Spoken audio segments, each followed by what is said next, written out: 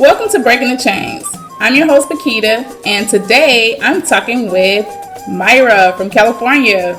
Actually, she's from New Orleans, but she's living in California right now, and we're going to talk to her about her repatriation journey. So, Myra, what's up? Hey, What's going on, girl? I'm good. Just excited. You ready? I am. Mentally definitely ready. Now we still got a little bit of, packing and stuff like that to do, but mentally, I'm ready. I'm ready. Okay, so you have how many more days? 3. 3 more days. Oh my God. Like, how exciting is that? Like, 3 more days? It came so fast. I felt like we just started planning this, but it's already been like a little over a year. And it's like, where did the time go? Crazy. Okay, Yep. so the first question is, what made you decide that you was moving to Africa? For the most part, it's always been some type of spiritual connection to Ghana. And obviously the motherland in general, because, that's where our roots stem from. But I think it's always just some type of spiritual pull.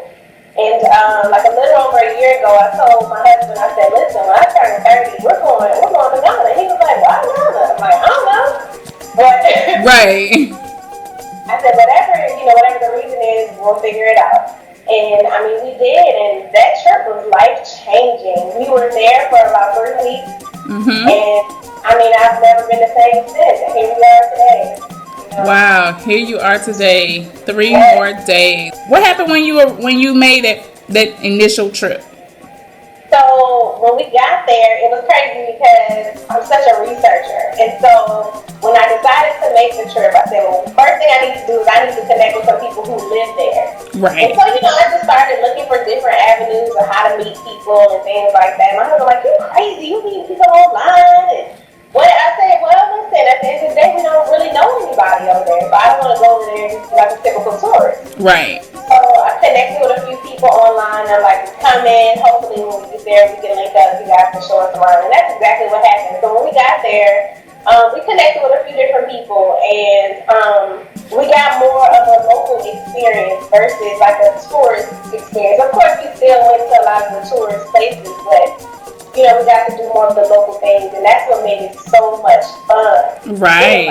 It's like doing some of the like low key backdoor stuff that most people don't get. They come, they go to Cape Coast, they go to Kwame Nkrumah Memorial or Macola Market, and we did all of that stuff. But then we got a chance to do some other, like eat at some local places, Right. and, things like that. So it made it fun. So I tell people, if you're gonna make a trip, try your best to hook up either with somebody who lives there or a local. Yes. To get more of a local experience. It was fun. Definitely. Okay, so it's one thing to take a trip, go on vacation. Oh, this place is nice. We may do this again.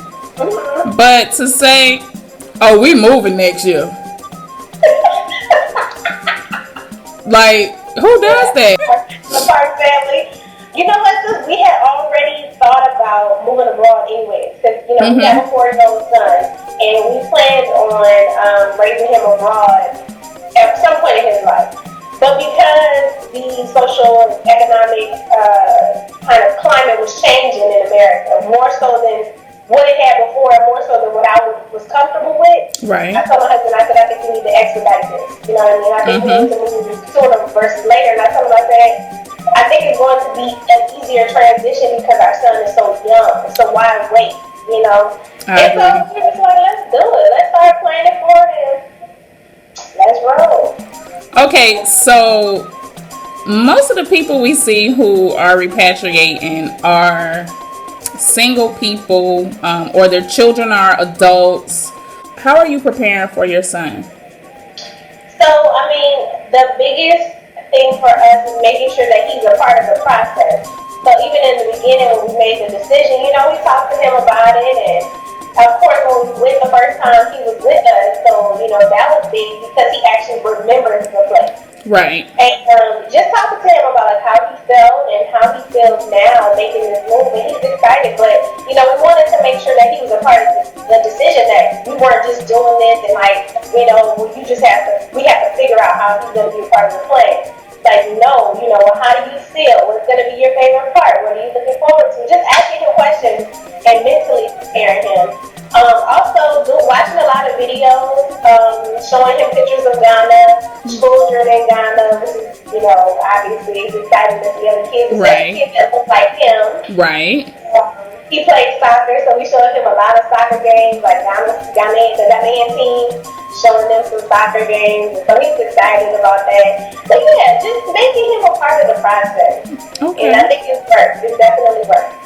Okay, so for you all as a family, how have you been preparing as far as you're moving? What are you gonna do with your stuff? Like, I mean, you're moving to the other side of the world. Are you taking your stuff? What are you doing? So we pretty much decided to sell everything. Everything. I figured there's furniture all over the world. Yeah. And by force. So we need to pack light. And I felt like it would be easier too for us. Once we got settled, we didn't have to worry about picking up stuff from the port and going through customs and all those things. Right. You know what I mean? Paying duties on stuff. That's money we could have been saving for finding a place or buying new stuff. So I figured we would just sell everything and just take our clothes and, you know, some of our possessions like pictures and stuff like that and just pack light, you know, so we ain't taking nothing. Wow. So y'all just packing y'all stuff and moving. Yep. Wow. So you're going, are you going straight to Ghana, or how's this trip gonna go for you? So we're actually going to go to South Africa first. It will be in Johannesburg, South Africa for about 3 days. And then we'll be in Cape Town, South Africa for like 5 days. And we're actually going to meet up with some other repatriates that live, some live in Namibia and some live in South Africa. We're going to be all meeting up in Johannesburg and then some of us in Cape Town. So we're going to do that, and then we have a layover in Dubai before we get to Ghana. So we don't get to Ghana until 31st of January. Okay. So we're doing like a mini vacation before we actually settle. Oh, wow. So you're going to be meeting up with some other repatriates in South Africa from Namibia and some other places. How important has it been for you to start building relationships before you got to Ghana, or before you even landed on the continent? It's been so vital.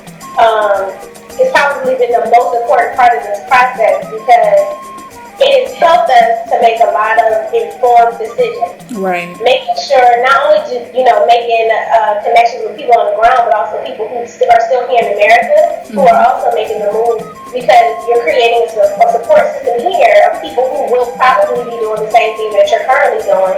But then you also are connected with people who have already made the journey. Right. And, you know, the best part about it is, especially, you know, meeting you, of course, and some of the other repatriates, it's been like people helping us to not make some of the mistakes that they made. So, Absolutely. you know, it's almost like parents, you know, like a parental type of spirit, like, listen, I did it, you don't have to do it. Right. And I'm going to tell you how to work your way around those things so you don't have to go through those same issues. So it's so important to build relationships. I'm telling y'all, it's the most important thing because it'll help you to avoid a lot of heartache, a lot of, you know, mistakes and things like that. Those things will come regardless, but, you know, some things can be avoided. And so having relationships definitely help. And also just having some comfort. Like, knowing that you're not the only one doing this and it just seems so lonely at the top. You know? Like, for real. Yeah, it helps. It really does help. So, from speaking with the people that you know on the ground, what has been the most important thing you've learned since talking with, like, myself and other people? What would you say is the most important thing that you've learned? I think the most important thing I've learned probably thus far is to be humble. And just to know, just because you're coming from America and you're coming from the West, you're educated, you know, you don't know everything. Just being diligent about, you know, being mindful of you a fish out of water. Like biologically, yes, you are very African. Culturally, you have a lot to learn. You're really, like, literally starting your African life. Like, Wow. it's, I know it's going to take some time for it to kind of settle in for you. Like, oh my God, I live in Africa. So, what are your plans? What do you plan to do when you get there? I think honestly, the first couple of weeks, we need some detox time. You know, we work very hard. You know, for those who don't know us, you know, I'm a full-time certified interpreter. My husband's an attorney, and we have a child, so we work hard, we work a lot. And, you know, sometimes it doesn't leave much room for family time. So I'm looking forward to being able to kind of get away from this rat race of America and being able to spend more time with my family and put more energy into building our family and our relationships and our bond versus putting all my time and energy into making a dollar.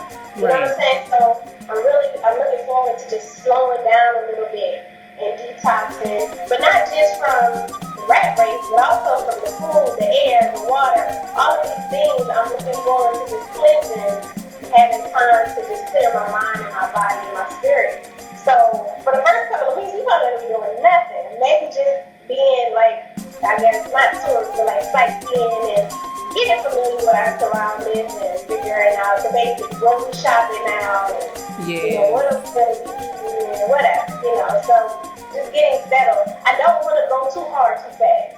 Exactly. You know, really don't. So I'm taking heed to some of your advice. So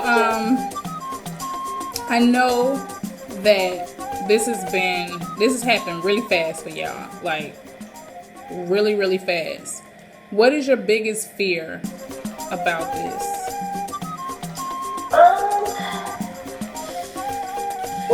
That's a good question. Nobody's asked me that thus far. I think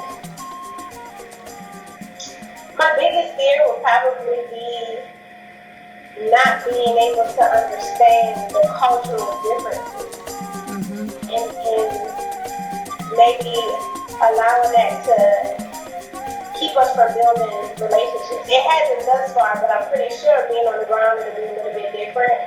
But I know how cultural differences can be frustrating.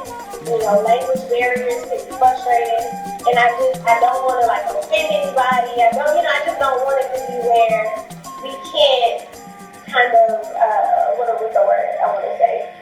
Kind of mesh with the population because of the differences. Even though we all black, like I said, culturally we're very different.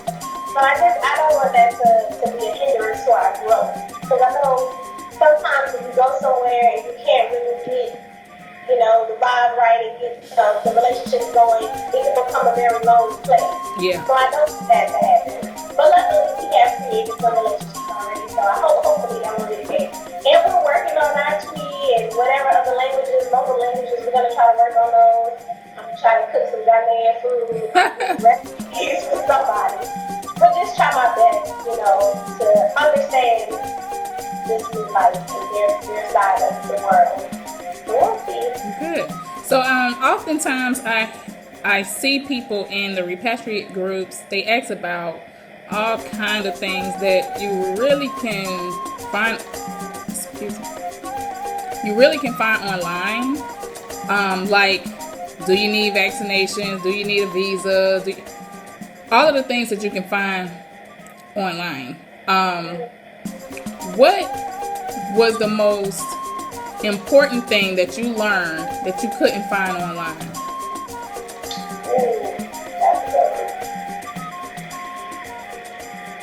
Probably just the process of finding housing. I didn't realize that it's not as easy as going on work.com. Right. And just put in what you want, and then there it is. As far as like Ghana having rental sites and things like that already up and running, it's a few. They're not the best. Sometimes they're not the most updated. You might not have a lot of pictures, so you don't know that looks like.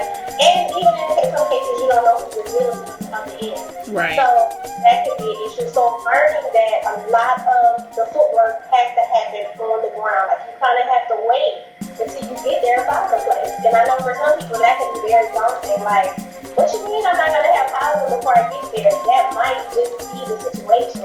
Right. And also making sure that you budget for certain things, like, you know, you probably are going to have to pay a year or 2 years worth of rent in advance. You might have to pay for appliances if they're not available, and certain things like that you need to be wary of because you have to make sure you have that type of money up front. Right. So those things, you're not going to find that type of information online. Exactly. Yeah. So what are you expecting your first 30 days? What is your expectation? I have no earthly idea. Good. That's the best answer I've ever heard. Like, I don't know. So basically, you're preparing yourself for whatever, right? Whatever. So you're being open and flexible. That's good. Flexible. And life is gonna happen even if you have a plan. So at this point, I'm like, Good. I'm happy to hear that. You also have a YouTube channel. Give us the YouTube channel. Yes, we're at the Repack Diaries on YouTube and Instagram and Twitter and Facebook. It's all the same. And your blog is the Repack Diaries. Correct? All right.